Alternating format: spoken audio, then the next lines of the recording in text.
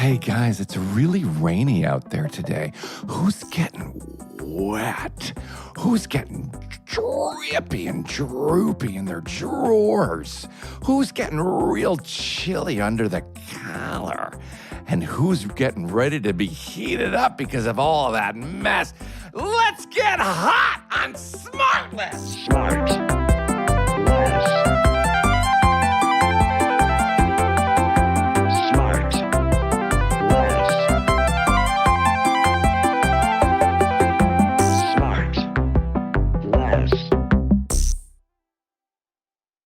Oh, boy. Guys, it is cold here in Los Angeles. You know what I could have used last night? What's that, Jason? Is an extra blanket, maybe even a Sherpa blanket, huh? You know where How about you a could get? You Sherpa- know where you could get one? Jay? Where? Well, if you go to, and if I don't know if my coordinates are correct here, but if you go to www.wonderyshop.com/smartless, What's that? Yeah. that's our Merch Madness store. Can I get sweats there? Do they Yeah, of sell course. Sherpa blankets in Yeah, there? of course. Can I get t-shirts? Yeah, of course. What about warm socks? Yeah, of course. Oh, that'd be great for the cold weather Do you like now here. joggers? Do you like phone yeah. cases? What Sure. What does he look like, Do the jogger? you like pop sockets? I don't even know what those are. I'm going to buy 3 T-shirts and a Sherpa blanket right now at www.wonderyshop.com/smartless. You did it again. You only did 2 W's. www. It's going to be 3 W's. So hard for me. And this is the World Wide Web? This is it. Yes. Is it? Dot Yeah, wonderyshop.com/smartless. Go. We got all this new SmartLess merchandise. It's so good. The hats are amazing. Listen, for storytellers like us who are creating boy. content. No, but just hear me out. As a content creating storyteller. Yeah, we got it. We got it. You can come and we really got it. load We up. got it. You know? Yeah, we got Speaking it. of loads, Wait, really quick. I just want to talk about this because it's been in the news for several weeks, and I'm so obsessed with the UFOs that they're shooting down. Yeah. And today I was watching the news, and it's funny how they're kind of skirting around it, like it has to be alien stuff, right? It can't Probably Oh. be not, No. Sean. Probably not. But it can't just be weather Tell balloons. Scotty he can stop painting his face. There's not going to be a big Painting his face. tinfoil out of the windows. Yeah. Okay. No, I think it's a different kind of balloon they're flying, a different kind of don't know. surveillance device now. I think so. They said it's not surveillance or anything. No? Somebody pointed out that if aliens sent these craft over here from wherever the hell, they wouldn't be easily downed by our dumb weapons. You never know. Missiles. You never know. Right. They may be dumb too. They might be dumb too. But anyway, you know who isn't dumb? Our guest today has wow. quite the stellar and sparkly are you- reputation. why that are you Oh, I comes thought with this it. was Willie's You're guess. yelling. This is yours? This is mine, yeah. Sean's guess. There So- it is, right there. You on the guys are going calendar. to crap yourself. This is so fun. Really? Yeah, I can't believe we get to talk to this fella. I might get a little starstruck, not just because he's celebrated here in the United States, guys, but he's very much celebrated internationally, too. Really? By the way, he's not even American. Many fans may not realize he was once cast as a James Dean type and a Rebel Without a Cause type adaptation, which I'm obsessed with. It's the first thing I'm going to talk to him about. And word on the street is there's no one nicer in Hollywood. His first name in Hawaiian means cool breeze over the mountains. Guys, it's the legendary Keanu Reeves. No. Cool breeze over the Over the mountain. mountains. Really? Wait. I didn't what? know that. Fellas? This just picked my mood up a lot. Where are you? Are you in a hotel room right now? I am. I'm at the Four Seasons in West Hollywood. We're not paying for that. We're not paying for that. No. No, I'm doing some John Wick Chapter 4 press for a film that I I was can't in. wait to talk about it. You Sure. put this into your junket schedule. That is a very nice thing to do because that's kind of you. that's a haul doing It's that you stuff. fellas. Come on. But you're but we're- tired and you've been doing lots of press, and then you got to talk to us idiots. No. This is so cool. Okay, we're gonna up our game. We're gonna up our game because what Great. you got? What you got? A couple of round tables after this, or you got? No, you got- I'm good, man. I'm Yeah. good. All right. Good. Dude, what? Great to meet you, man. Yeah. Cheers. Cheers. Been such a huge fan for so long. It's so nice to meet you. Yeah, this is so cool for us. So, Keanu, let me ask you something, because we, as a Canadian, we always claim you as a Canadian. What's your Canadian status? Really? Where would Yeah, you put but it? but wait, let me just jump in with that. Beirut, Oh, okay. born in Beirut, Born in Beirut. Canada, Yep. Chinese, Hawaiian, European. I mean, Do you want all him over to the answer it? place. I mean, you can tell me. Oh I my mean, I could just God. look up his He's Wikipedia. trying to and we show can- off that he did research. Yeah, the story of my past is obviously the story of my mother. And so she ran away from home when she was like 15, and she ended up going to Beirut, Lebanon. And as you do, she was born in England, and she met a guy, and they had a kid, and that's me. Yeah. And then it's a long story, but my Sounds romantic. It does. There's a bit of adventure in their journey. Good. And then my father had a stepfather who was Canadian, and then there's a bunch of stuff that happened. But long story short, me and my sister and my mom ended up moving into a house in Canada. And so that's how I became Canadian when I was like 7 years old. Did you go to you went to school, a lot of school in Canada, in Toronto? Well, I was raised in Toronto, and I went to Jesse Ketchum. Did you really? Yeah, do you know it? Fuck yeah, I do, man. Yeah. Please, he will. Of course. Oh, look Yeah. how excited. Now he's up. I graduated from Leaside High School. Leaside. Yeah. Yeah, I the two high schools that were our grade school fed what the fuck were they called? Northern and Northern, yeah. North Toronto. I went to NT. I went to North Toronto for 1 year. You did? Yeah, I went to North Toronto for 1 year. And I'm trying to remember the other school. Jarvis. And Jarvis. So my sisters went to Jarvis, and my nephew is graduating from North Toronto this year. Well, congratulations. Thank you, and congratulations to you. Is that right, eh? Yeah. So, are you a Maple Leafs fan as well? I was. I played a lot of ice hockey as a kid. Yeah. And so yeah, I played a lot of hockey. Yeah. No more. You don't play in one of these Hollywood leagues or teams. You know, I never got into the Hollywood leagues. I played a lot when I got here. I played in some leagues in Los Angeles, and I discovered that you could play pickup hockey basically every day. Yeah. Really? And so I played a lot of that. And I'm a goalie. So's and, Will. Oh my God, Will, take it So was easy.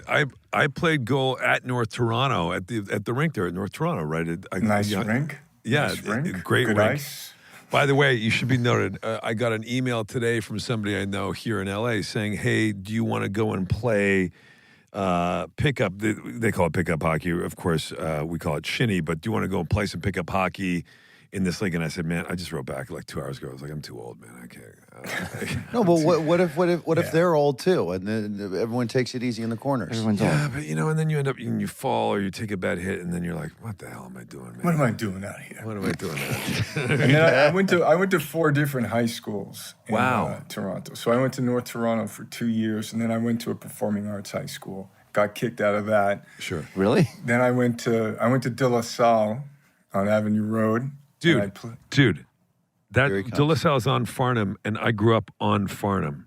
what? I grew up 100 yards from De La Salle. What? Yeah, Yeah, you swear guys to probably God. walked by each other a million times. You're both Yeah, the same dude. age. How I'll old bet. are you? How old are you, Will? I'm 52. I'm 58. So okay. But yeah. you were probably walking along the street there when I was like a punk kid. You know. Uh-huh. That's amazing. Yeah. Wow. That's wild. And then there's a Hawaii in there. No.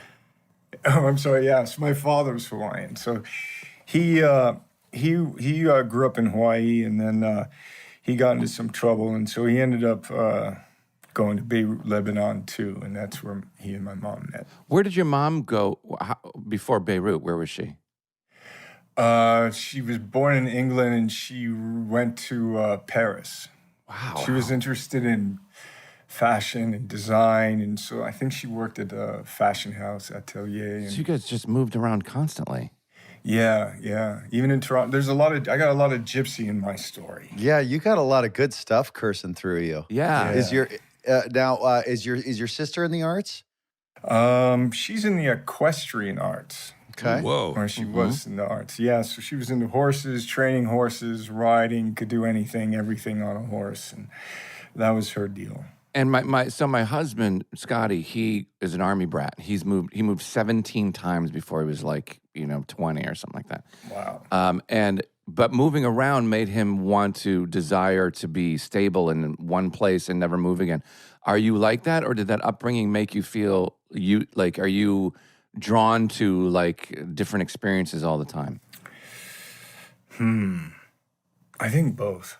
Oh, okay. If you can be both. I mean, I think, You can. I mean, I love traveling. I love new experiences. I mean, I think, you know, with the arts that we're in, you know, if it works out, you get a chance to travel around and, Yeah. you know, meet folks. And so I love that experience. But it's also important. I mean, I love a good couch, a little home. Yeah, who you know, doesn't? Yeah. Good God. And then, of course, then the itch starts.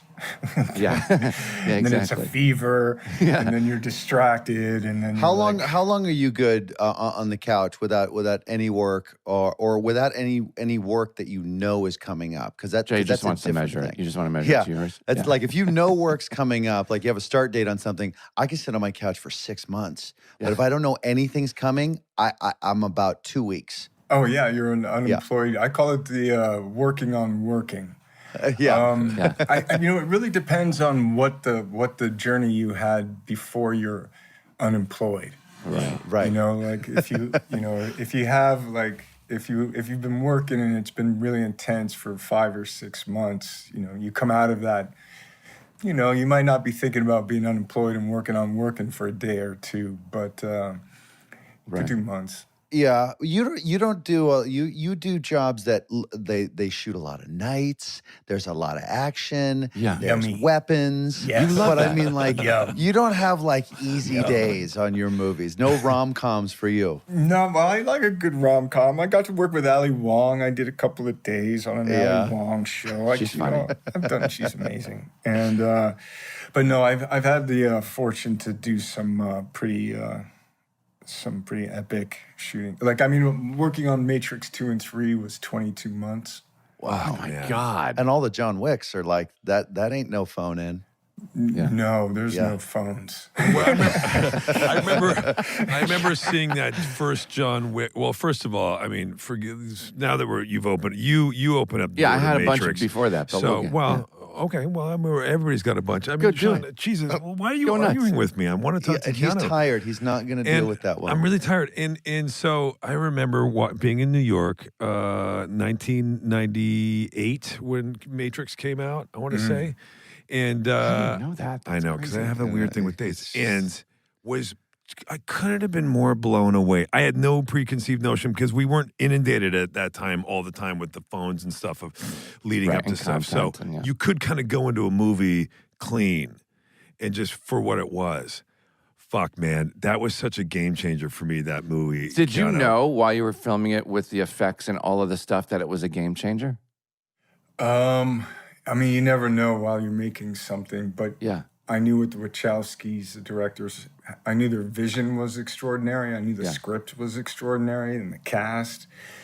And then once it got all put together, I mean, I think of that film as a perfect film. Yeah, And- it's amazing. Perfect. And it is like, for me too, watching that film, because I hadn't seen it with the visual effects and all of that, just like, yeah, Oh, that's great. I remember, Keanu, my oldest son is 14, and I remember just within the last couple of years, the moment of like when I was like, we're gonna watch The Matrix, man.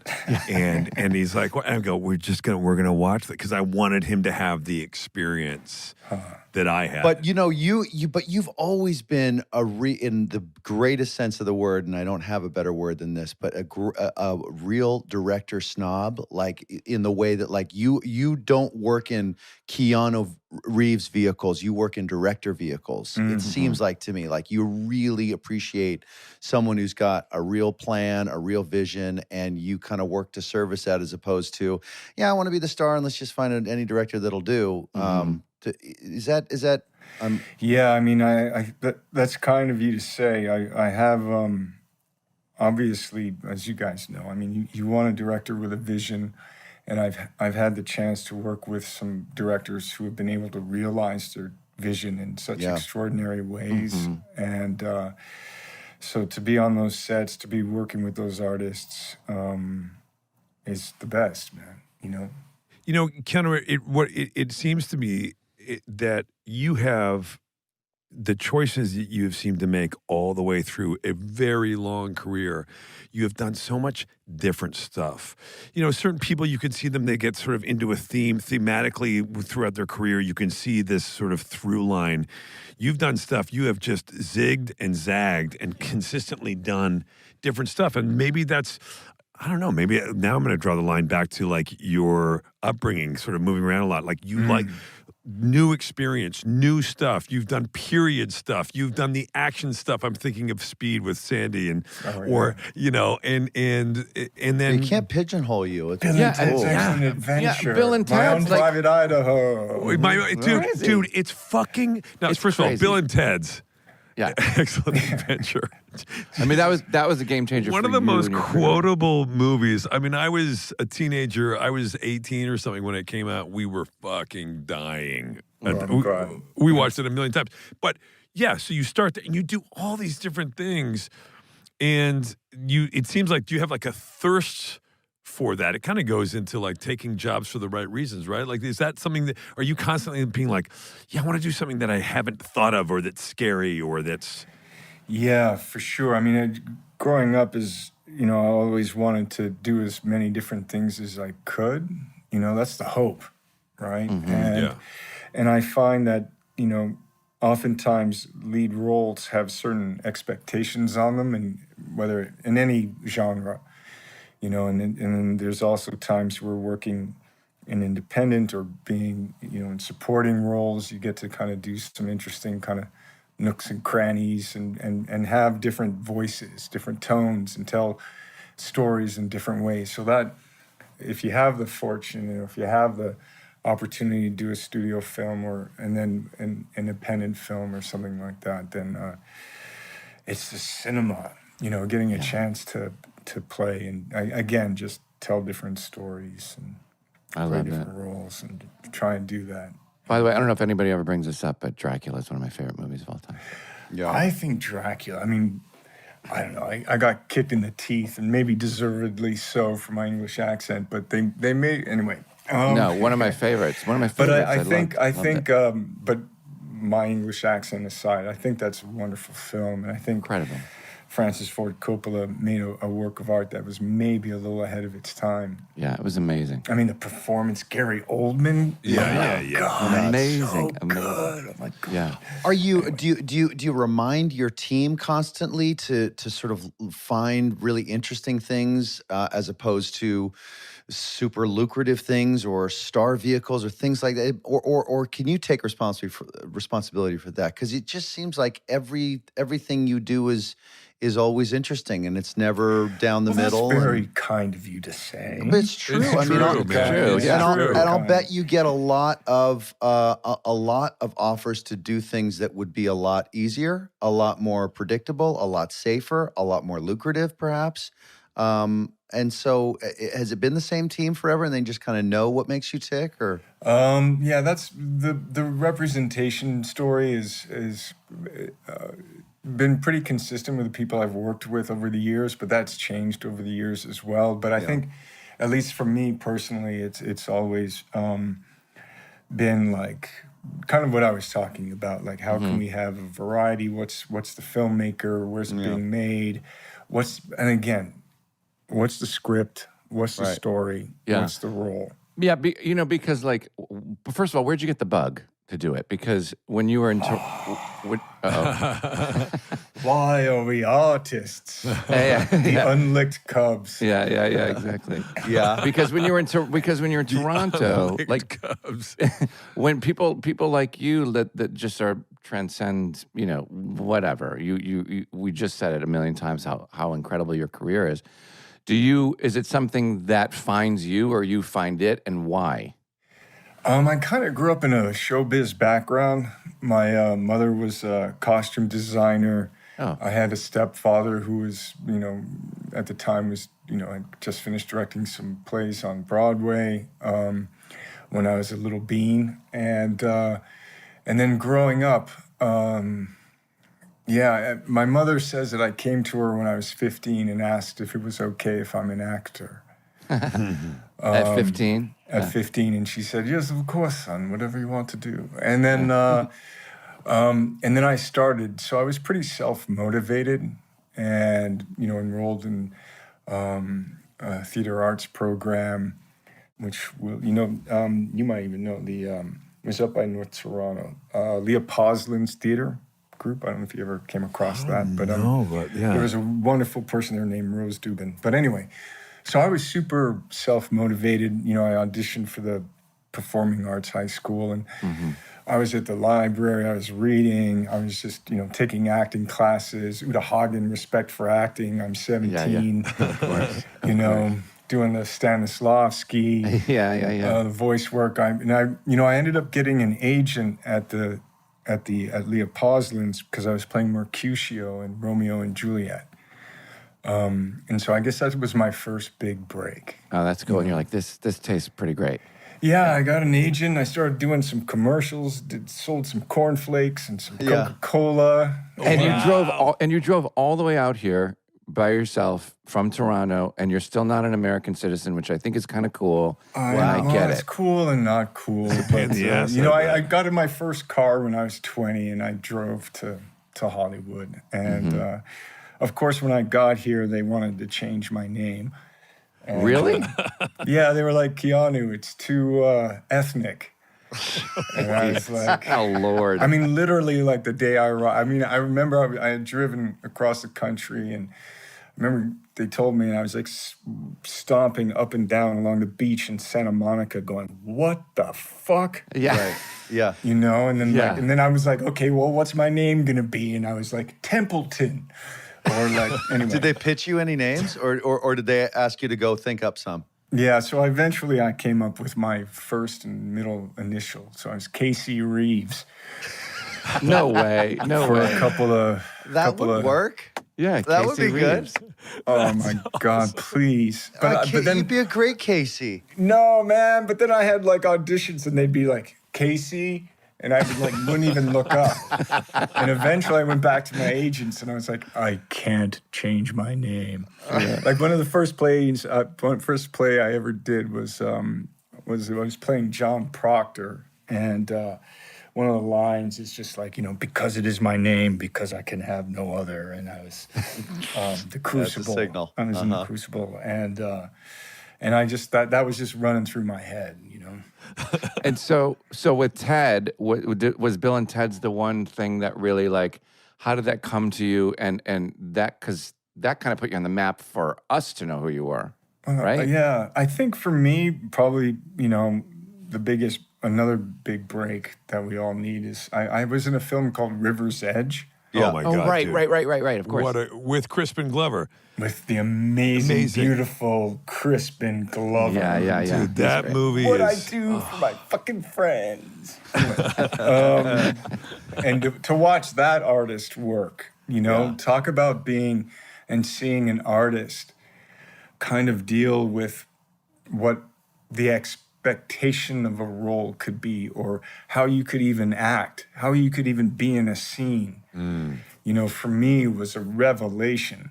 So he was doing it completely differently than what you thought it was going to be just reading the script, yeah? I think everybody's standing there in the room. Right. I mean, it was just, but he had the essence of what the role was. Yeah. And he had his unique voice on it, which I think we all do, right? We all have our own voice, but the way that he was performing and understanding the form of acting too, the way that he understood the camera, the way he understood choreography, and where he would go with his voice, the choices that he would make was something to me that was revelatory. I do love that part of what we do. The audience doesn't read the script before they see the movie, so they have no preconceived They don't know what they don't know. notions. So they get what they get, and they don't get upset unless somebody sucks.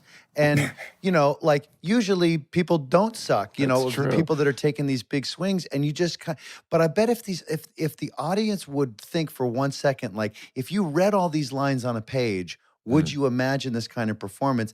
And 9 times out of 10, the answer would be no. That's what everybody on the set is dealing with. So the instinct is to criticize it and say, oh no, that you can't play the character like that. You know, a director will come up and say, hey, easy with that, and let's go over here and take the character this direction, you know, but the audience is never going to do that. So if an actor just needs to push back just a little bit and say, well, hang on, I'm still going to get us there, but it might be a little wiggly through here. Like, just let me do that. Let me play it like this. And with that, you get, you know, so many artists, but, you know, you get like Christopher Walken. Yeah, exactly. Yeah. You can't write that. You just, that's performance, and you can't give it a false negative because it sounds and looks different than what you imagined. Do you remember Crispin Glover in Wild at Heart? And he's in he's got all those flashback scenes, and he's the guy who's got he's like upset. He's got cockroaches in his underwear, and he's cutting bread. He's cutting bread. I love Wild at Heart. It's one of my favorite movies. And you just hear I forget his character's name. Like, what are you doing? And then he's cutting. And he goes, I'm making my lunch. And he's just in this like underwear stuffed with, and you're like, what a wild choice. And you just know that David Lynch gave him a ton of room. But Keanu, like, you know, not that there isn't art and challenges in Bill and Ted's Excellent Adventure and the sequel and Speed and all of these things.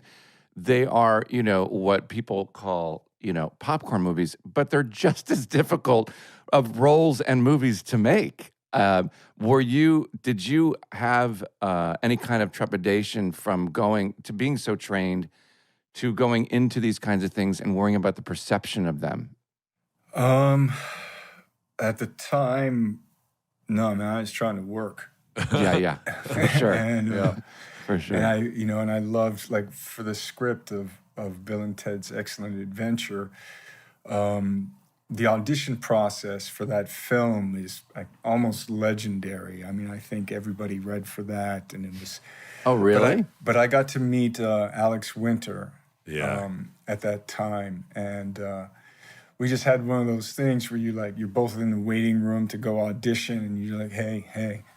And then we started talking, and he's like, yeah, I ride bike, because I have my helmet. I go, like, I ride. And he's like, yeah, what else? And then he's like, I went to NYU film school, and he started talking about movies, and then we were working we started to audition, and, you know, with those roles, he and I both independently came to the idea of commedia dell'arte and the physicality of these kind of classical commedia characters.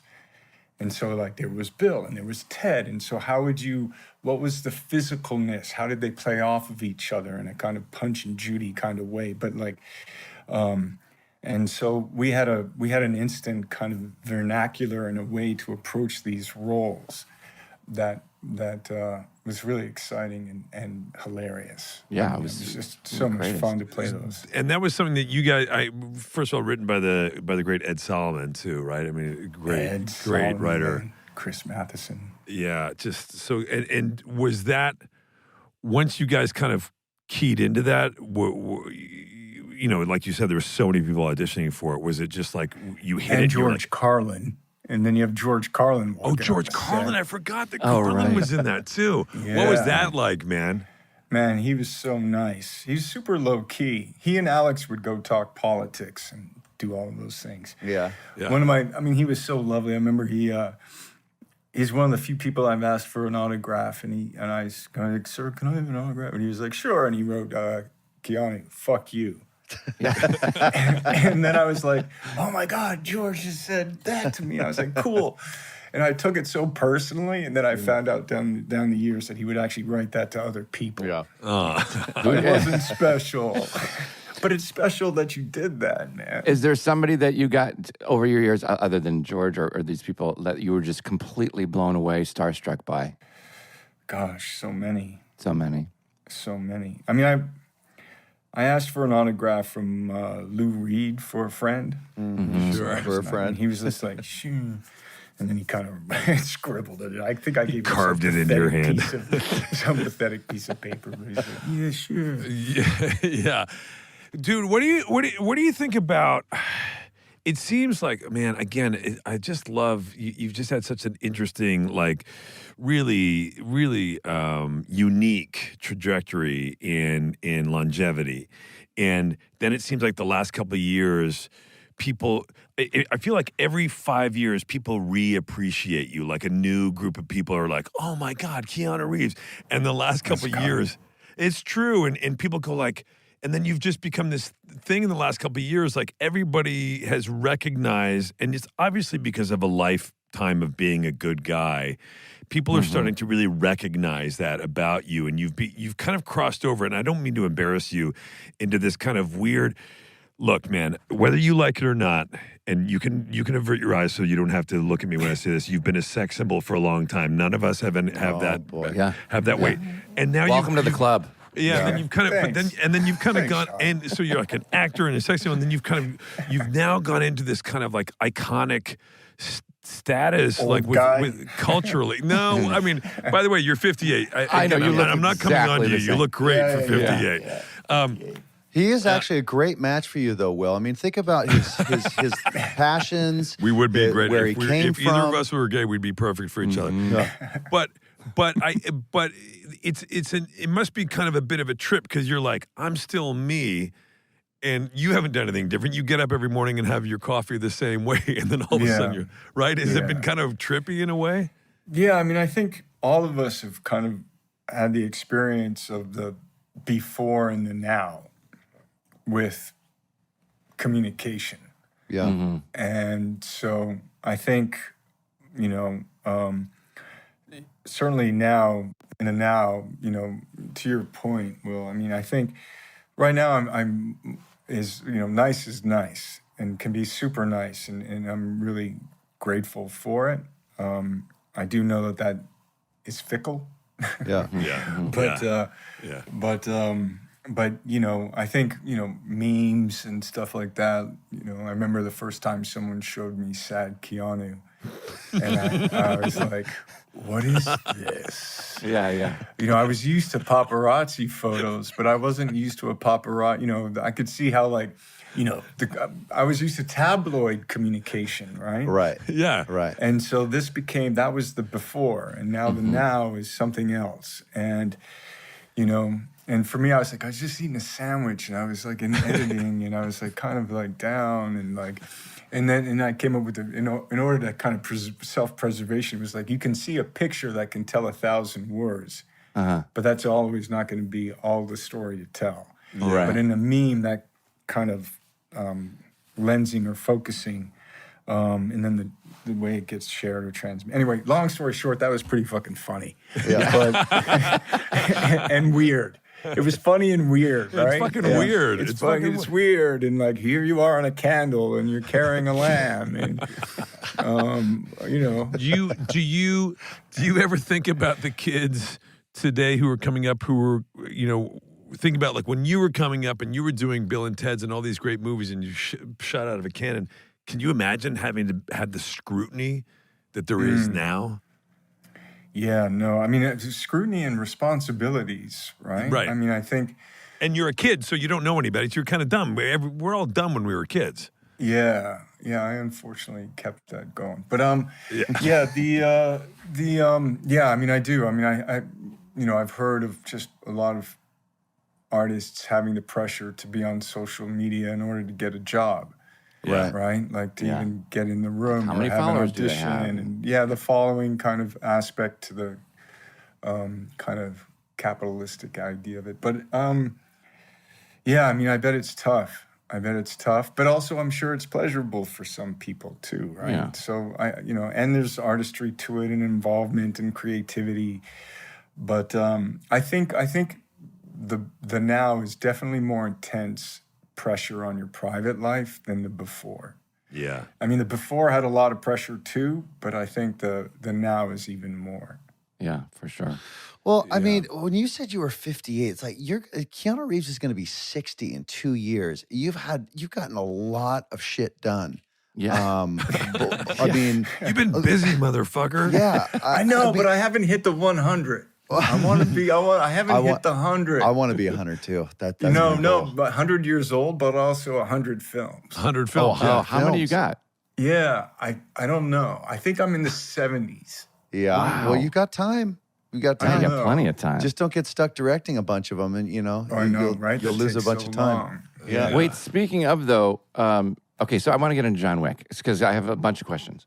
Okay. So, first of all, let me just start. We do have a connection because, and I'm kind of stating the obvious here, we have the same personal trainer. Yeah. So Patrick Murphy is fantastic. The best. The best. I love him. He's the greatest. And he's trained you quite a bit, as I understand, and he's nothing but incredible kind words to say about you. And like me, he's always blown away. And a lot of people are blown away by the fact that you do all your own stunts. I don't do stunts. But you had to in the first John Wick. No, I do you're falling on your action. back. I do action. He doesn't call them stunts. Oh, sorry, you do They're action. not- like a- first like of all, an you guys illusionist. have the same trainer. I mean, is he so exhausted after working with Keanu that by the time he gets to you, he just He's 'cause deep there- into I'm- fuck 'cause it? There's a real fucking. I mean, this is okay. This is let's Stand up and make a bagel, Sean. Stand up and make a bagel. Here we go. There it is. Yeah. So anyway, but okay, so you do your own action, is that right? Well, no, it's a big difference, right? Okay, Because okay. if I'm there, if John Wick gets hit by a car, Yeah. I'm not doing that. That's a Yeah. stunt. Yes. If John Wick No, is in no, a fight scene, I sure. can do the fighting, and if I can do a judo throw, or if I'm going to fall on the ground, But let me say but something. not jump off a bill. I'm sorry. Sean. No, but let me just say something because you fall because I've seen them, and so I'm looking at them, and it's your face falling on the ground. Yeah. Yeah, well, I do. Well, That's you know, falling depending on action. but that's the lens, right? So maybe right. I'll do the double action. I'll do the. All right. All right. I mean, listen, I get to ride some horses. I get to drive some cars. I get to run and jump and do a lot of interactive fight sequences. But Patrick praises you like no end because he just says you have such a high threshold for pain. You're like the second if you hurt yourself, you're back in the game right away. Like I heard or I read somewhere that the first day or the first week you're shooting John Wick 2, that you injured yourself and you just got up and just kept going. Like it's like a football player. yeah, there is. But I mean, that's the kind of the joy of it too, isn't it? Like it's not. I don't know easy. about Well, that. I mean, It's like not easy. once you get man. past I mean, 45, it's not super enjoyable. Yeah. I mean, at I 58, know, but if you can do can't- it, right? If you can Yes, try, if you but- can try, if you can climb the mountain. But doing it's got to be a lot harder now. But who cares, man? Hard schmard, whatever. Are you Let's having go, to- let's shoot. Come on, man. fucking it's cold, love this it's guy. raining. Yeah, it's Bateman. hot. It's whatever. It's like you're not comfortable. Whatever, Yeah, man. but Get it's out of just here. like, my Tell him, Lord. Keanu, Let's tell go. Bateman, you fucking let's go, go, Bateman. let's What go, the man. fuck, dude? Fuck it. All right, listen. But wait, then I heard this too from Patrick told me this, that people stop you on the street and give you feedback or ideas about the John Wick series. Oh, Like, yeah. you should do this, you should do that. Is that Yeah. true? Yeah, once in a while. And there's some good ideas and stuff, but Really? yeah, I mean the world. I mean, I think that's what's really. I'd be like, I think what I I got really it. appreciated. Well, I really appreciate with John Wick how the world has opened up, right? With the idea of the high table, there's so much mystery in the in films, but in a weird way, somehow it all makes sense, and you authentically feel that everyone has a past. Yes, I love that. Because the first one is like, you fucking kill my dog, I fucking kill you. And you're off to the races, right? And that's what the thing is. And then it just kind of grew and grew and grew. I'm kidding, it's deeper than that. But but it grew and grew But from not there. really. But yes, But not really. But it's so cool. It's really, really cool. yeah, it's revenge and freedom. Is there anything you heard over the years in that feedback from your fans? Like, what is the main thing people say? Like, I think people try to like connect why it all is happening, and they try to connect like maybe my wife is she really dead? Is she part of the high table? Is the character Winston, is he really pulling all of the strings? What's the Bowery King? Is it a fever dream? Is John Wick, is this just, so we have people trying to kind of connect dots and try and kind of get a big overview of the story. It's really cool. Yeah, it's kind of fun. When you do a film like the John Wick films, what is your, because they are so physical, when you rap, what is your sort of recovery? What do are you like, I need 4 weeks on a beach or 4 weeks at home with the door shut, or I need to like go to Paris? Like, what do you do to like recover from those really grueling movies? After when I get home after I finish filming them? Yeah. Yeah, it starts with collapse. Yeah. And then, but it's an interesting thing. I don't know if you guys have found this, but like, I don't know, coming off the road or coming off the series or, you know, the work that you're doing, you can be really tired, but then there's also a restlessness. Yeah. I don't know if you've experienced that. Like, you know, I'm just going to stay home. Well, I'm just going to get up and go get something from the fridge, or, you know, but there can also be the periods where like, don't talk to me. No, I don't want to work.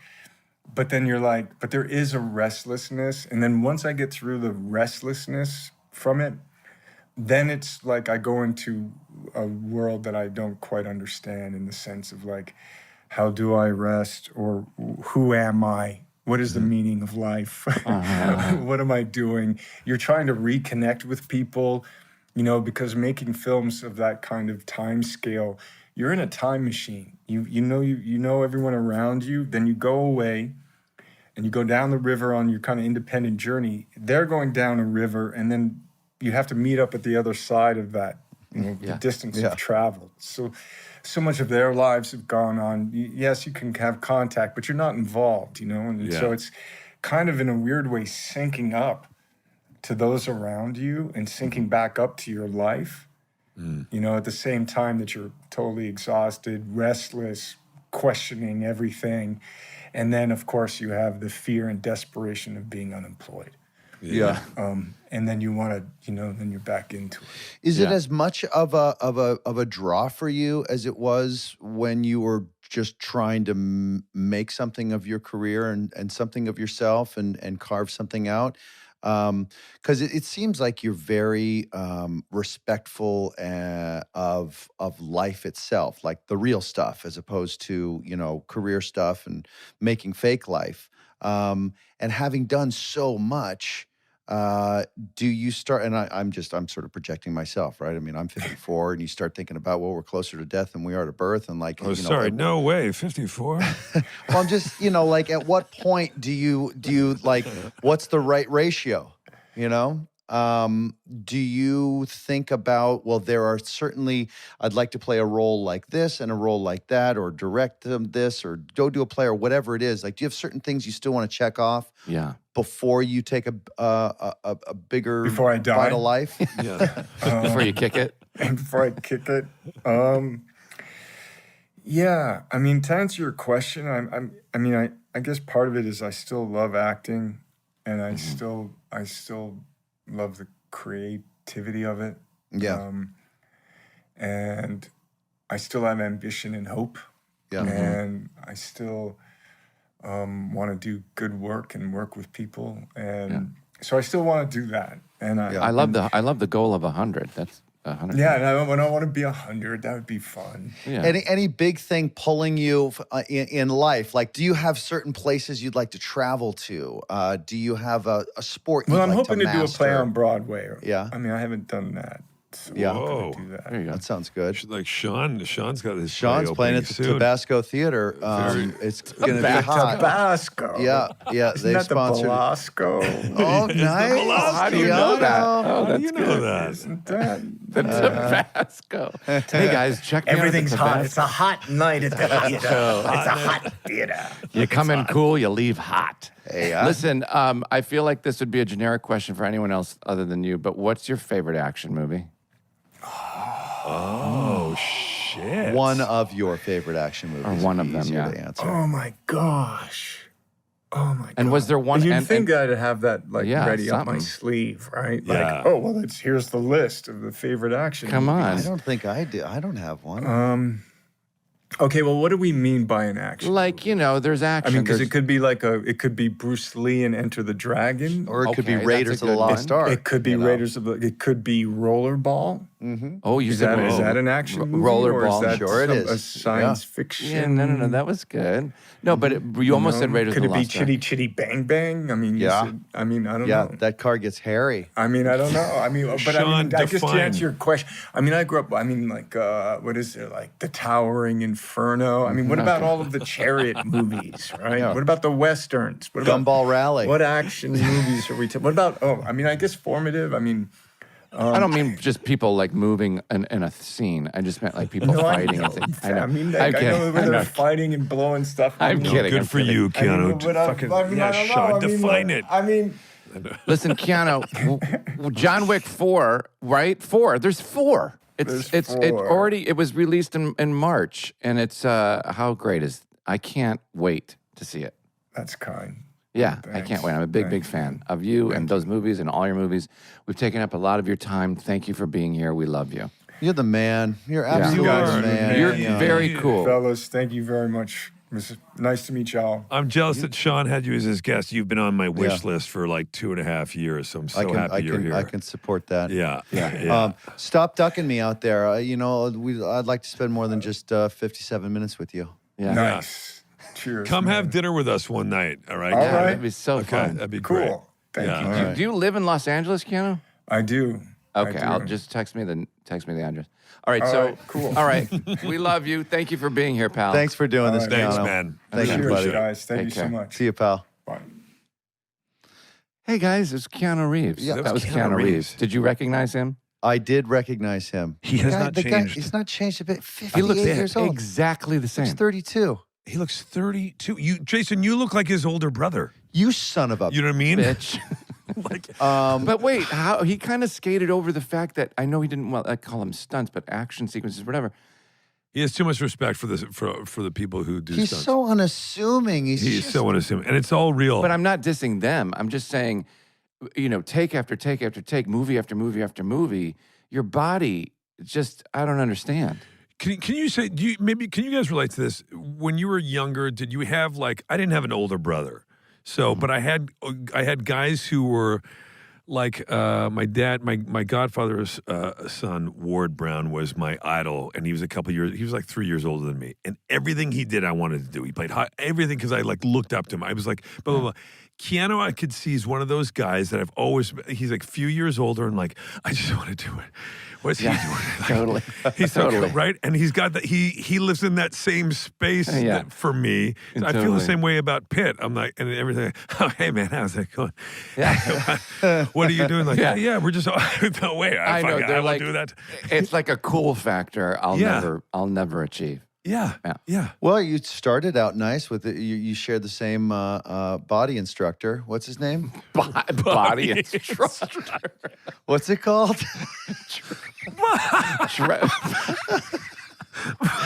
Guys, my brain's broken today. Okay, A trainer, like a personal trainer. like a body trainer, right? Oh, dude, Is that you what it should is? A body instructor. Listen, Oh, but he also seems he's so humble and So humble. unassuming. Yeah, I and love he's him. not Real. And it's all showy, so real. Doesn't need any attention. He's No. almost shy, yet he's in a Yeah. public role. Yeah. I find that admirable and interesting. I didn't even get to the thing that I said in his intro, which was I wanted to ask him. The whole point of my intro was to ask him about. He starred in Paula Abdul's music video, Rush Rush, in the 90s. And I was like, why is Keanu Reeves in this video? It was so wild. I remember it was like a big deal because I was obsessed with that video. Anyway, Maybe who he was cares? dating her at the time. That's what I wanted to ask. I was Well, like, he's not. I wonder- He's way no. He's way too discreet. He never would have said. Call him back, And- Sean. Oh, can I Let's get get it back. in here? This is the first time we ever want to get it. We want to get a guest back. We didn't get to a lot of stuff because there's so much to talk to him about. I know. I wanted to talk more about the Matrix stuff, but anyway. Well, But- yeah, but I mean, you did a terrible job asking questions. If I'm being honest. Yeah, today. you're going to lose your nomination Yeah, next year. you are. Oh, you've already lost. You've already lost. You're never getting back to host of the year. Well, I can probably see that award go. Bye. You're just using a buy for buy, huh? That's right. Okay.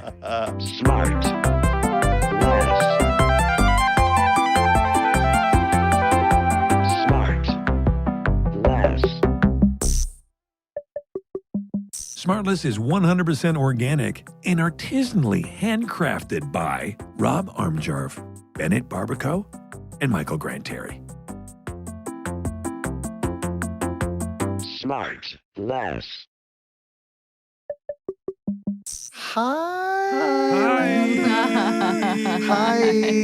So, listener, hi. Before we go, we wanted to introduce the audience to someone very special today. Please meet someone special. SmartLess Media is doing our very first podcast Yeah. called Bad Dates with the Bad amazing, incredible Jamila Jamil. Hi. Guys, welcome, Jamila. Do I clap Yes. myself? Yes. Clap Clap yourself. yourself It feels good. Enthusiastically. Yeah. Clap yourself Thank in. you. You can give yourself the clap. Yeah. Ooh. Now, speaking of giving yourself the clap, this is called Bad Dates, right? right. So, Unbelievable segue. yeah. Yeah. The show's called Bad Dates, yeah. Yeah, and are you? Well, tell the listener what basically what it's about beyond what the title says.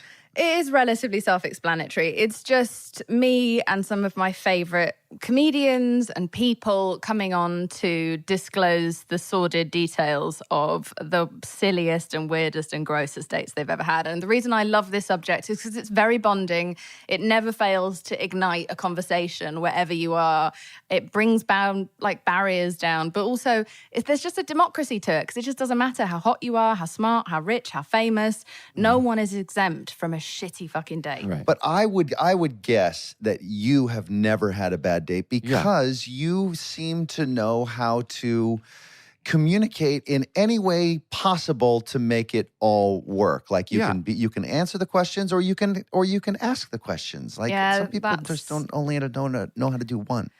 It comes to a standstill when I am, I'm not going to say aroused, but when I'm interested, all of my skills fly out the window. And really, like I have no way of receiving a sort of social cue. So really, you have to be inside of me for me to understand that you're interested. And obviously, given the current climate, that's not appropriate. But you're saying if you like the other person, you start to lock up a little bit. I lock up and I shut down. Yeah, Will's it's a got problem. that with Charlize Theron. He can't. He just everything he sees is up. You don't need to go wide with that. No, she knows. Don't worry. She's it's aware. fine. Well, we all have that with Charlize Theron. Like, Have you had a favorite guest yet on Bad Dates at all? I mean, anybody comes to mind? Who could you be hinting at? I don't possibly? know. Sean, you've been a wonderful guest on the show.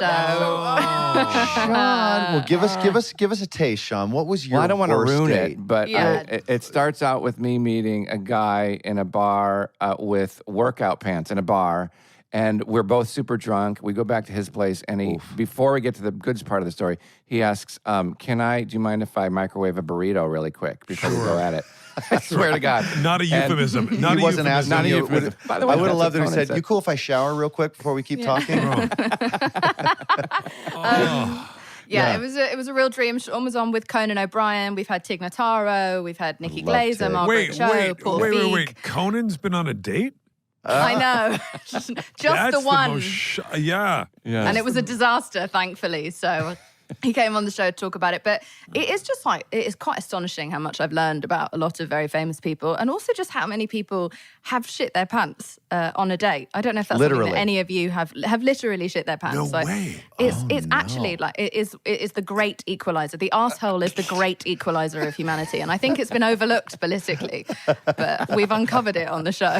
Yeah. Fascinating. I want to hear all about that. I am tuning in. Oh, by the way, you just got Jason's attention. The dates and the hooking up, fine. No, it's fine. But once you get into the Short shitting, The anus. that is The bowels his of the fucking story. wheelhouse. Sean, am I right? Yeah. Oh, Could you call the show Shit Show? I basically should, but I mean, there are varieties on what we're learning on the show. But it is just, I just want people out there to know that you are not alone if you think you are. Like, the stories are so wild and so funny and so absurd. And we're not shitting on single life because God knows married life is fucking its own nightmare. But we're just trying to like have an intimate, funny conversation about something that I think is deeply relatable. My story amazingly didn't involve any shit. But I've had my own like extraordinary disasters. Sean, I've told you the story before, but yes. I can share it with you if you want an Please idea. do. Give us a taste. Just Of how much disaster is out there. I tried to have my first ever one night stand because I've only kissed 6 people, right, in Come my on. life. But it is sadly true. I started very late, and then I was slow on the uptake, and so I thought, you know what? In my 30s, I'm going to have my hoe era that I've always dreamed of. It's going to happen. And I got the sense that I was about to have my first ever booty call. A man that I'd been sort of casually going on a few dates with, just hanging out with. We hadn't done anything yet. He texted me and said, shall I come over? And I was like, 11 p.m. I'm definitely going to get my first. So you can even hear what's happening to my voice just talking about it. I suddenly become like a bit more like Mary Poppins about the whole thing. But I was like, oh my God, I'm going to get a casual shag. It's so exciting. So he turns up at my house, 11 p.m. on the dot, walks into my apartment. I've only been living in America for a week at this point, right? So I don't know anyone or anything. And he takes 3 steps in and collapses face first on the ground. And all of his front teeth, we're talking at least 12 here, shoot out of his mouth across my entire living room. So now there is blood and teeth all over my room, and he's having a seizure. So I've never seen someone have a seizure in real life before. And I panic. I think he's going to die. I call 911, which is also slightly exciting because I'm English and they call that in the movies, so I feel very Hollywood right now. I call 911. They send in the fucking police, turn up, the fire brigade, the paramedics. Everyone comes rolling into my house. I now have about 25 men in my apartment, which is not how I'd expected. And you're my just first in lingerie, booty call right? to go. You were ready to go. No, not quite, but close. And this man is covered in blood. He's split his chin all the way open, and they're trying to resuscitate him. They manage to bring him to, and they're like, "Excuse me, sir. Like, have you taken anything? Do you have epilepsy?" And he was like, "Oh, I might have had some cocaine." But he was like, "But I always have cocaine." And I was like, "Oh, it's a small red flag. It's not a huge one. It's a little." No. It was just. I think the word "always" at his age felt slightly disturbing. Wasn't going to be a short date. No, exactly. And then they were like, have you taken anything else? And he was going, no. And he's having to treat like this because he's got no teeth now. Oh, my God. And so they start putting the blanket over him to take him out. And as they go past his cock, he gets a raging erection, which feels inappropriate in the moment. And they're like, sir, have you taken anything else? Right. And he turns around and he looks directly at me and makes full eye contact and just goes, I might have had some Viagra. Which is, I might have had some Viagra for those who don't speak toothless. No, that's a combination you don't want. Yeah. Huh? So then you hook up. So no, yeah. So you get in the quickly ambulance sucked with him off, Right, there you go. and then sent him on his way. He got carried out on a stretcher in the middle of West Hollywood. A quite famous actor. So we had to put a blanket over his cock, but also one over his face. And there's just like pitching a tent through West Hollywood as he gets taken to the hospital. So that was my first and last attempt at a booty call, and have been in a long-term relationship since a week from that day. I can't wait to get you drunk one day and find out who that guy was. I know. I can't believe Thoreau has never told us this story. Right. He's usually pretty open about his mistakes. Normally, you'd think that he would. Anything. Well, Jamila, so that is what can happen. I know. See, I live for those kinds of stories, and you can see how everybody has 1 or 2 or 5 or 10 of these horrible Ask stories. her if she's ever forgotten a line on stage. You know, Yeah. got any weird Hey, give theater me a stories? really horrible theater story. They're just as dynamic. No, you have No, to tune into SmartLess for that one. But for all bad date stories, tune in Yes. to Bad Dates. When do we get to start airing these things? So March 20th, it'll be on Wondery Plus and Amazon Music. And then March 27th, it'll be on all services. And you can just sit back, relax, and enjoy the truly horrible tales of some people's dating experiences. It's just amazing what we'll go through to get a shag, isn't it? Yeah, That's true. Well, that is true. That's a quote. Well, we're lucky, Jamila, that we have you taking us through this. This is going to be so great. We're really excited. And you're our first one. You're our virgin. Yeah, you're podcast. our first one. Thank you. No pressure Thank you for at all. signing up. No pressure. Yeah. Yeah, thanks. I'm a massive fan of all of you, so I'm going to try my best not to let you down. But I don't know if I can, because this podcast is so weird and gross that I think it's going to fly. Yeah. Well, thank you. We're big fans. Thank you for doing this, and we can't wait to listen. Likewise. Thank you. Thank you, hon. Bye. Bye, Jamila. Bye. Bye. Bye. SmartLess.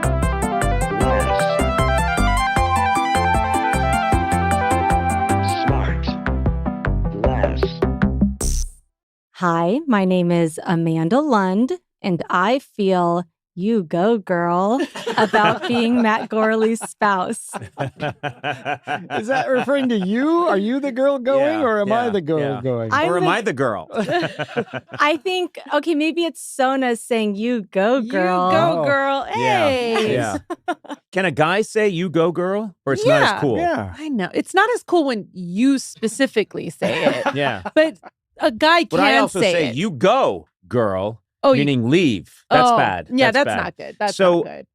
Amanda, we have a lot to talk about here because I have painted a picture of Matt over the years. And there have occasionally been charges that it's not an accurate picture. I portray him as an effete, fez collecting, lute playing twee who hangs out, right? And little bespoke garage sales, right? You're just asking the wrong person if I'm looking for a defense here.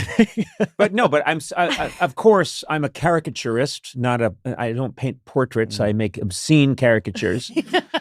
So, Amanda, where have I gone wrong in describing the Matt Gorley we all know and tolerate? You're touching on so many truths. There's a lot of truth to it, but I think where you go wrong is the style aspect, because I think people are imagining him in like a little vest and like a little cap. I know he has one. It's deep. It's deep in the closet. Do you have a vest? I have a vest as part of a suit, like a 3-piece suit. But you've never had just a solo vest. Oh, Right, like okay. without a shirt on underneath. So I go that to all the time. All the time. You worked at Chippendales. Yes, I portray him as a guy who wears like a straw boater hat and a little bow tie that spins when he pushes a button in his pocket. And you know what? Since he started working here, he won't wear a bow tie anymore. Anymore. Okay, that's great. So I'm changing his behavior. You and Tucker Carlson Yeah, killed the exactly. bow tie. You're the two. And I think one time he wore a little scarf, but that was just for 24 hours. What? And then it was like a little experiment that you did for a while. So That's that true. is true. And so it is true. He loves like little hobbies. Yeah. Like a scarf, like a flight attendant? Yes, a 1968 Swedish flight attendant named Inga, who's va-va-voom. It looked good. And we were on vacation. It was like a kind of an open, relaxed linen shirt with a little scarf. Oh my God! If you had taken a Yes, first thank of all, you, Amanda. That's all thank right. thank you. you. I can live off the meat on that bone sorry. for I'm 7 sorry. years. Okay. Um, I didn't bring here to have you lie for me. Yeah. You know? I need to sing your praises, Amanda. You are very talented and very accomplished. And I don't want to embarrass you or anything, but you have quite a list of things that you've done. You're a very successful podcaster. You have played Disney princesses, many different ones. Is that right? Where did it all start? Why don't you tell your story for us? Okay, and you did this motion, which like kind of short. I want your life in 3 words. Okay, this is like, No, go for it. This is a Expand. nightmare. I did not know I was going to be like interviewed. You Okay, didn't? no, I just thought I was more like a seat filler. Oh, Like here to No, No. Amanda, you Okay. are not a seat filler. And by the way, no. And if you think there was any planning that went behind any of us, Yeah. any of this, you don't know us. Okay. I'm just as surprised as you. Okay, Yeah. let me just say I'm from Long Beach, California. Okay. I worked at Disneyland. This is interesting. I played a princess when I was in high school into young adulthood. And that's where it stops. But wait, that's where I peaked. But this is fascinating to me because I remember clearly my wife and I taking Nev I think we took her to Disneyland and the princesses were there. And to this day, I haven't seen my daughter that excited. Wow. I mean, Oh, she's yeah. excited about a lot of things, but it's a kind of, they're meeting real royalty. She was, Well, yeah. yeah. It is real royalty. The scary thing is she was 21 at the time. No, I'm kidding. No, she was just this little girl, but she was meeting Cinderella. I know you played Cinderella. Yeah, And you played- did it in Tokyo for 6 months Yes, too, That's right? I did it. cool. I played Mary Poppins and Cinderella in Tokyo when I was 21, and it was the best 6 months of my life. Oh, well. So you know, wow. So you know what it's like to just have Been married to for a be while, have kids. adored. Best I, 6 I, months of her you know life. what? I had It's- fans. When you work at Tokyo Disney, you have like full on a fan base. Yeah. Because the fan culture there, especially for Disney, is Yes. just outrageous, and they love it so much. So I would be just riding the subway on my day off, and someone would come up to me and like hand me an envelope that was filled with pictures of myself from the park. Oh Um, my Oh my God, is that kind of scary? I liked it. I did like it. And then also on the last day that you work, all of your fans, because at the beginning of your term, you work there for 6 months, people decide like I'm going to be a fan of hers. Uh-huh. And then on your last like day, they teams. all wait for you and they shower you with gifts. Oh my God. Like you're You know what? dying. We know we're learning some important things here. The other Matt ones. wore a scarf once, like a flight attendant.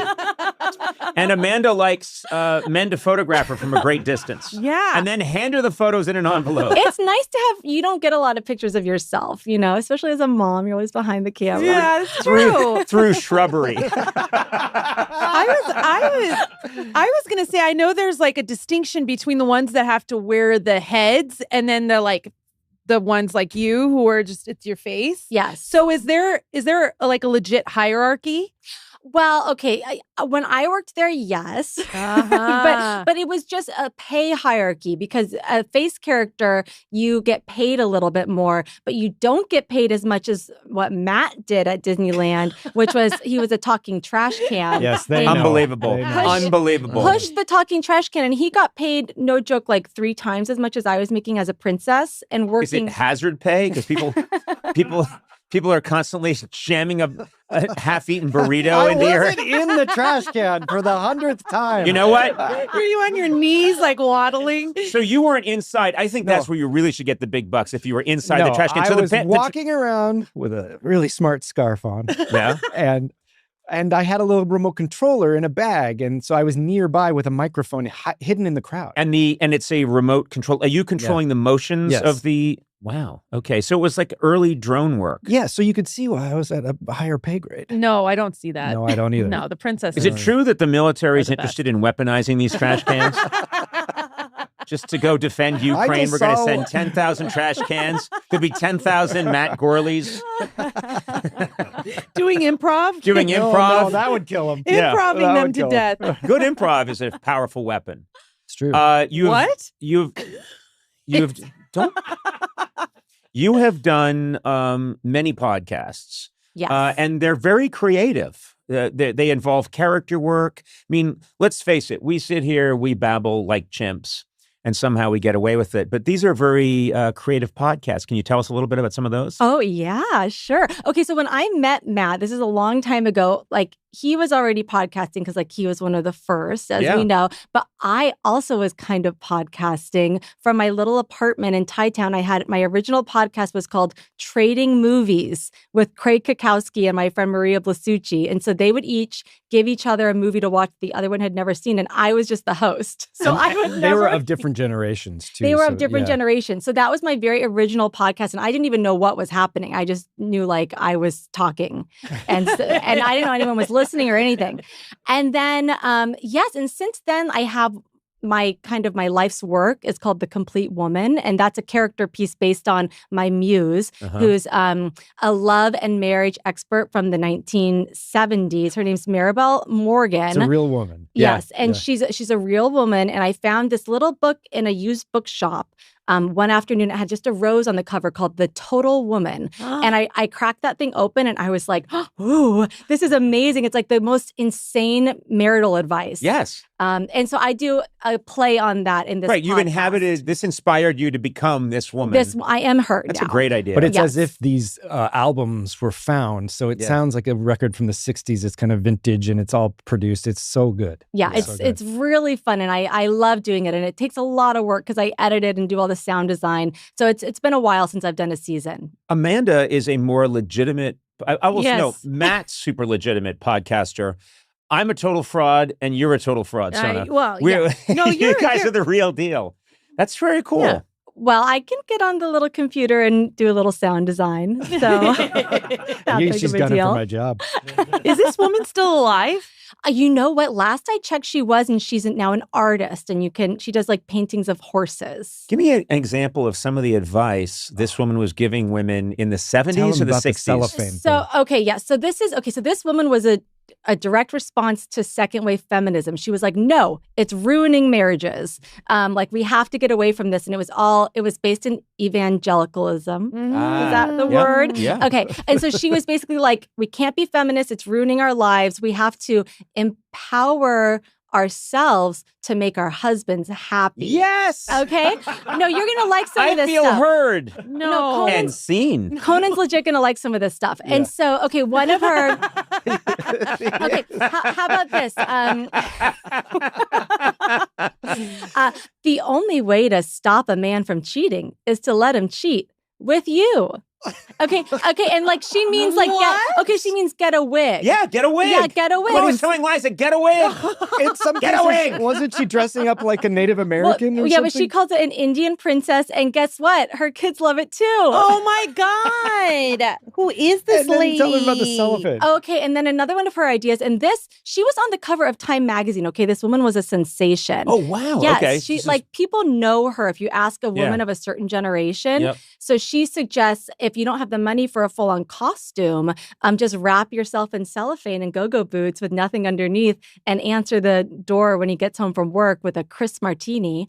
And this was actually referenced in Fried Green Tomatoes, I believe. What? Yeah. In the movie Fried Green Tomatoes, Yes. one of the characters does that to Maybe. spice up the marriage. I haven't seen it in a long time, but that's what the internet says. She's a hoe. Yeah, I she love is. that, Tell her you to know, just be naked. So, yeah. Also, if you want to stop your husband from cheating, which is an immoral thing to do, it's your job to let him cheat with you, which means it would be so confusing because then you'd play a character. The guy would spend most of the time bitching about his wife to you. The sex is terrible.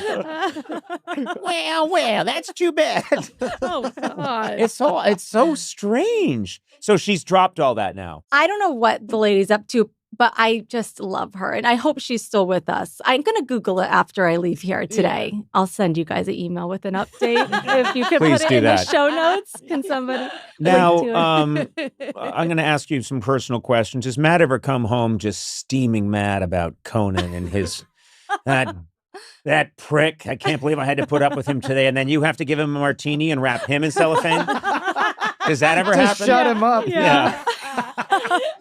It's only happened like once. Well, let's talk about that. Not often. Well, okay, not often. Not often. Oh man, there's something here. Do I probe more or do I leave it alone? Go for it. Oh, go for No, it. I'm- Okay, it's- Matt's saying there's- go for Listen, it. There's I think I'm a fun guy to work with, but I'm sure there've been moments. We all have moments. I don't know. No, he loves this job. We're so happy to be here. Thank you for having me. Can I just say Thank you. something? And Thank you for having us. you're becoming the woman again. I know. This verbal cellophane. She's like, I just have to keep this red-haired man happy. No, but one more tip real quick. Okay, so like if you want your husband to take out the trash, but you don't want to nag, obviously. So you go, ooh, honey, your arms look so strong when you take out the trash. This is just Oh manipulation. my Lord. Yeah. Or love it. These are I ch- do love her. Yeah. Yeah. I thought she was going to say, there's a hot chick out by the trash can. You should walk over that way with the trash. And then she has to put a wig on and run over there and go, hiya, big boy. Oh my God. That's just incredible. What's great about this woman, though, she ended up being the breadwinner because she was such a sensation. Mm-hmm. And she would go like head to head with the actual feminists of the time, like on talk shows and stuff. Oh, and she would debate them. Yeah, she was a complete like spectacle. She's like the OG trad wife. She Yeah, yes, she yeah. was. Yeah, it's exactly making all the money too. Yeah. So that's why I love her because she's just crazy. How do you like to unwind? How do you like to relax? Oh, What's a good day for you when this one's out of the house? You get to just chill. Off with my Indian princess. Who looks suspiciously like Amanda. I love I love to kick my feet up. I love to unwind with a little bit of reality television. You know, I love when people cup their hands into a microphone. You just made it louder. Yeah. I know. But there's no no will not be judgment. shamed here about reality television I because Liza's been getting into the Real Housewives lately of I think Beverly Hills. Yeah, She I says watch it's particularly nutty right now. Yeah, I don't publicly speak about reality television, not for any reason, just no one's ever asked me. But I will say, like, But it's a policy of yours. Yeah. Until someone asks you. don't- I will not murder unless given the opportunity or asked to murder. I have morals. I have morals. I just don't have a friend to talk to about it, and I don't want to talk to anyone out loud about it. So, but a lot of really dignified women watch these shows. Like Michelle Obama watches some reality television. Liza. Yep. Liza is. Are you looking at me? I like Survivor. I abandoned a lot of my reality shows. Yeah. Dude, why? I think now, because my time in front of the TV is so finite that I like, I like my sexy shows. I like shows where people are banging. Okay, so Can I just say, you talked Yes. about how a lot of classy people, the amazing legendary director Werner Herzog was here when he did the podcast. Sometimes I like to watch these reality shows to observe Honey Boo Boo. And I thought, okay, if Werner Herzog is watching Honey Boo Boo, Yeah, it's true. we're all okay. Yeah. Mhm. Yeah. So- No, it's fine. I like it. I mean, I get too into it though. Like I really want to watch Love Island, but it's like a huge commitment. Yeah, I can't. I've not gotten into that or Also, like they The don't. Bachelor. I'll say this Yeah. again. Each one of those people burns about 2 calories an episode. They sit, they talk, and then one of them might stand up and lead them to a slightly different area that's 3 feet away to have a separate talk. No, Matt this is told a me bad you take. said that. It's true. Yeah. Oh, it's a Yeah. bad take. Does Matt ever come home and go, Conan said the funniest thing today? Well, he does say, like, he told me that, and he said, you might be interested in this, that Conan said. Oh, that's nice. Does he So you have, have I have a question. Yeah. Does he have too many projects? Yes. Like, is he always Oh. tinkering and doing things and is it But annoying? Yes, I can answer for her. Definitely. He Yeah. does love a project. Yeah, Yeah. that's And And in your defense, I've been over to your house and he's very talented. He'll say, oh, I built this, I built that. And clearly you are quite handy. But yeah, he does seem like someone who is always tinkering in the corner. yes, like the latest project is, okay, so he's got the back house, right? Which is like his podcast studio, number 2, second to this one. And okay, so on the Wait a wall. minute, he's doing these other podcasts? I won't have it. Go ahead, Okay, please. on the wall, there's a guitar case with a guitar in it, but it's not just a guitar case. You open it up and a bar comes down, and inside it's a hidden closet, and inside the closet are like booze shelves that are lit from below. Yeah. My God. He is a crafty alcoholic. And that's And then he made a bassinet, but it's really a beer dispenser. Giant flask. Yeah. I'm noticing a theme here. I know. No, but you're very good at it, but I just think there must be times where you think, you put down that screwdriver right now. Let's tango. Yeah. yeah. I support the projects, but there's certain projects I'm like 100% behind, and some that I'm just turned a blind eye to. Yeah. And I go, let him have his fun. You know what I mean? As Let him have his fun, As long as he's in the door by 6 p.m., what do I care what he's doing with the first, 10 hours of the day? Wow. I start podcasting promptly at 5:30 a.m. every morning. You can do anything you want as long as you're home by 6. That's an incredible leeway that you're getting. Yeah. Liza's having me to do anything as long as I don't come home. Okay, this is a fair question, I think, but is there anything that Matt does routinely that sort of rankles you a little bit? It doesn't have to be anything terrible, but just as like, oh my, because my wife has plenty of those. Oh, like a pet peeve? Yeah. Oh, this is like a question. Okay, this is a real question. Okay, he doesn't do it as much anymore, but he used to wear noise canceling headphones like around the house listening to podcasts. So I would talk and then there'd be no answer. And that I didn't like that. And we talked about it. Except That's why you got a podcast. Just so you could talk to your husband. Welcome back to Hello, Matt. Can you please put the tuna salad back in the refrigerator? Your arms look great when you take out the trash. Your legs look great when you get the fuck out of here.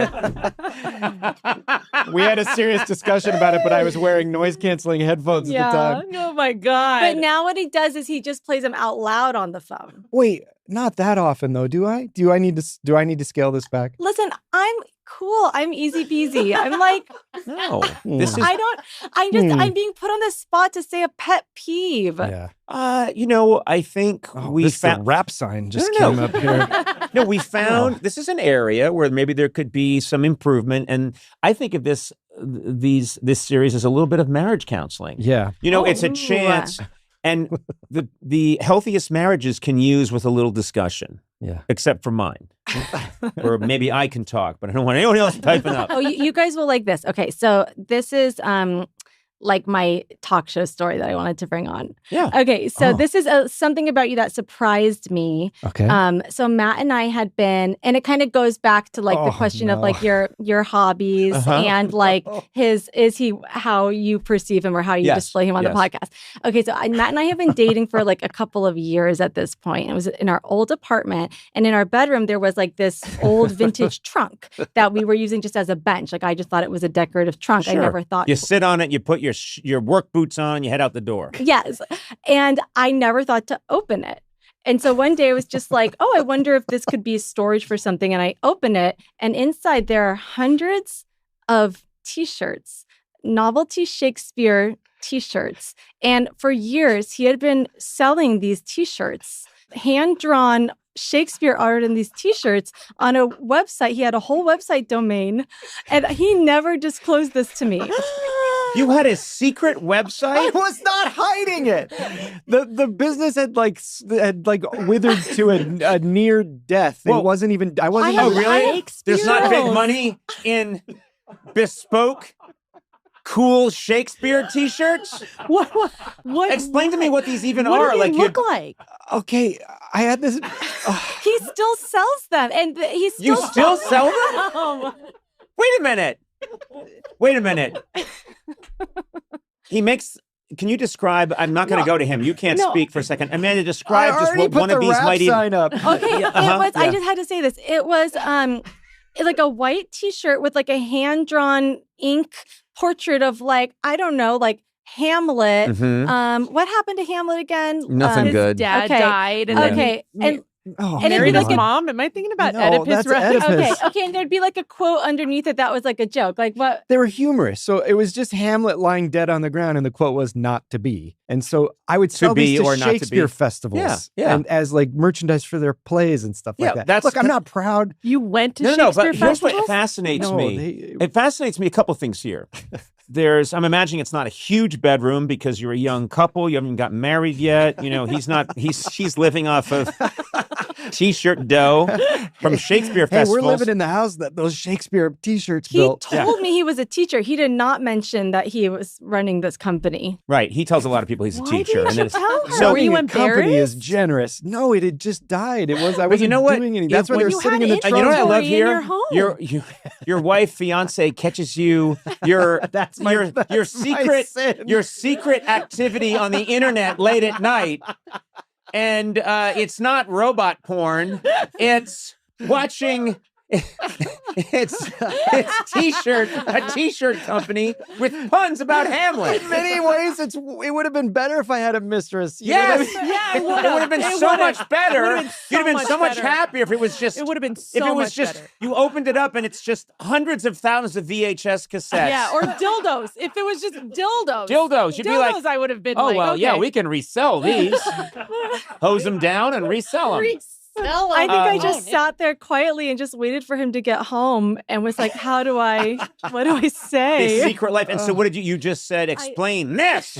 And you held up a T-shirt. I did. And then You're bringing in one of these T-shirts. by the Yeah, way. you have to. Yeah, you are. Yeah, you Yeah. are. I gave them all away. Oh, here we go. Yeah. Oh, I've known Matt for maybe 14 years Yeah. at this point, and I've never heard of this before. I've never heard the story, and it must have been happening while we've known each other. And the fact that you had an entire business is just it shouldn't be shocking No. because of what it is, but it's just Yeah. shocking that it existed It's and shocking. it's been quiet this whole I mean, time. it really is like if I make landmines in my spare time and bury them around, it's just as shocking. Well, honey, do you want to plug your website? Because it's still live. I don't know. The website But it's on was- Redbubble. It's on Redbubble, Oh. and every time he makes a sale now, he forwards me the email, and people are buying like the sticker version of it. So it'll be like 88 cents for like this I like forward it. See, Ophelia see? sticker. See, it's paying Can we off. can we plug it on? So No. how? What No, is it? How do people find it? Ah. We need the money. Oh my God, things are tough at the Gorley house. No. Go listen to The Complete Woman. That's the pod. That's where you should go. All right. Well, your podcast, The Complete Woman, sounds hilarious. Thank you.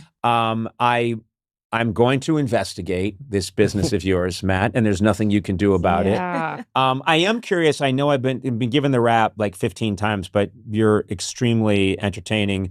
How did you guys meet? Like, what was the cute meet? How did it go? Yeah, the cute meet. It was A trash can was following you home. Well, we actually meet cute. it- I'm Meet sorry. cute, Yeah, it's meet cute. Meet cute. Yeah. We did not meet at Disney, although we worked there together for years Yeah. and never crossed paths that we remember. But we met at Universal Studios, Hollywood, the entertainment capital of LA. And in an orientation, anyone who's been to Universal probably has seen on the New York street, they have like these New York people who hang out of a window or like, hey, like pepperoni or whatever. So for one summer, they had a little like British street, and they were like, well, let's put some British people hanging out of the window. And Matt and I were hired to do this job, and we met at orientation, and it was. Your line was English pepperoni.